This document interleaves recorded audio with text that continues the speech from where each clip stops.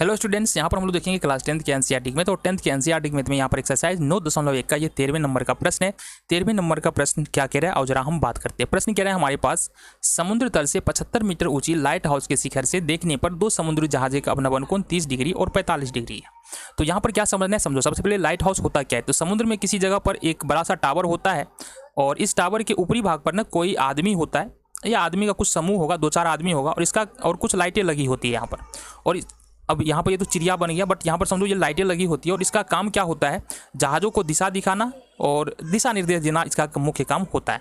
अब यहाँ पर कोई आदमी है, सपोज एक जहाज़ यहाँ पर है और दूसरा जहाज़ यहाँ पर है, ठीक है, और इसके बिल्कुल सीधा एक रेखा अपन खींच लेंगे। अब यहाँ पर जाहिर सी बात है कि कोई ना कोई आदमी होगा, यहाँ पर कोई ना कोई आदमी खड़ा होगा।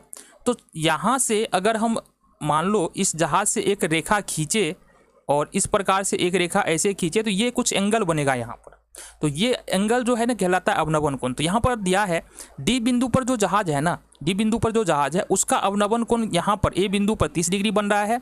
इसी तरह से जो सी बिंदु पर जहाज है उसका अवनमन कोण जो बन रहा है वो 45 डिग्री का बन रहा है। ये तुम्हारा प्रश्न में दिया हुआ है, ठीक है। आगे क्या दिया हुआ है और हम इसके बारे में बात करते हैं। साथ ही साथ ये हमारा ए बी लाइट हाउस है, इसकी ऊंचाई हमारे पास कितना है, 45 मीटर है, ये 75 मीटर है, ठीक है।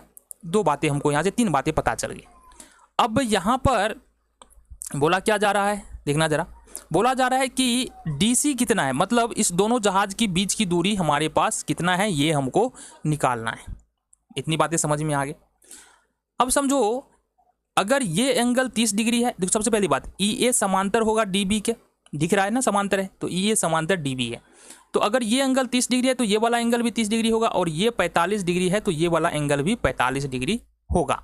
अब अगर सबसे पहले अपन क्या करेंगे, हमको निकालना है क्या, ध्यान से देखना, निकालना है डीसी। और डीसी किधर आ रहा है, बड़े वाले त्रिभुज यानी ए बी डी के आधार में आ रहा है डीसी। इसका मतलब हमको जो काम करना है ना, वो एक तो लंब है हमारे पास ए बी और दूसरा है आधार है डी बी, इसमें हमको चलना है।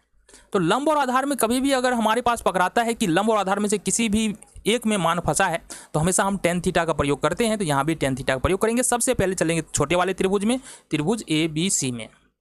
तो त्रिभुज ए बी सी में यहाँ पर देखेंगे कोण बी बराबर 90 डिग्री होगा। क्यों होगा, क्योंकि लाइट हाउस सीधा खड़ा होगा और सीधा कोई भी वस्तु खड़ा होता है तो 90 डिग्री का एंगल बनता है।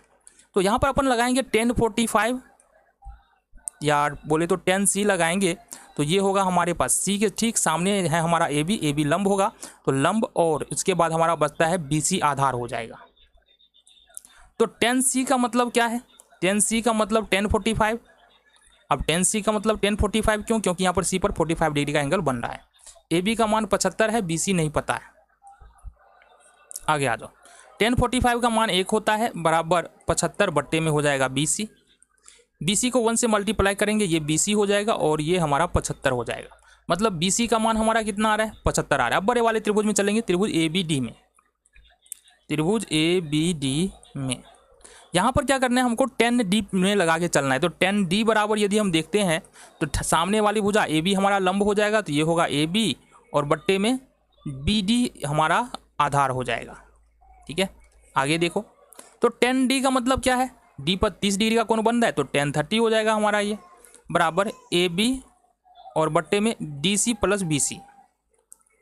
अब ये D C plus B C क्यों हुआ, क्योंकि बी डी को अपन क्या लिख सकते हैं, D C plus B C बराबर बी डी।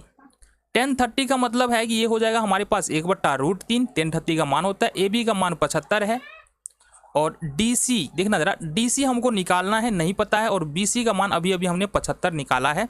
यहाँ पर देखना बी सी बराबर 75, बातें समझ में आ गई। अब ये कोना कोनी गुना करेंगे तो DC प्लस 75 बराबर में 75√3 हो जाएगा। आगे देख लो,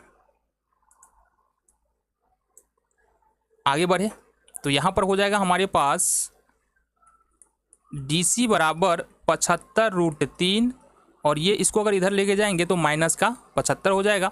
इट मीन्स कि यहाँ पर हमारे पास DC बराबर हो जाएगा 75, कॉमन आ जाएगा यहाँ पर, तो √3 - 1 मीटर, यानी कि DC निकल रहा है। DC हमारा कितना निकल रहा है, DC निकल रहा है 75 × √3 - 1 मीटर, यानी कि D और C बिंदु पर जो जहाज है इस दोनों के बीच की दूरी कितना हो गया हमारा, 75 √3 - 1 मीटर।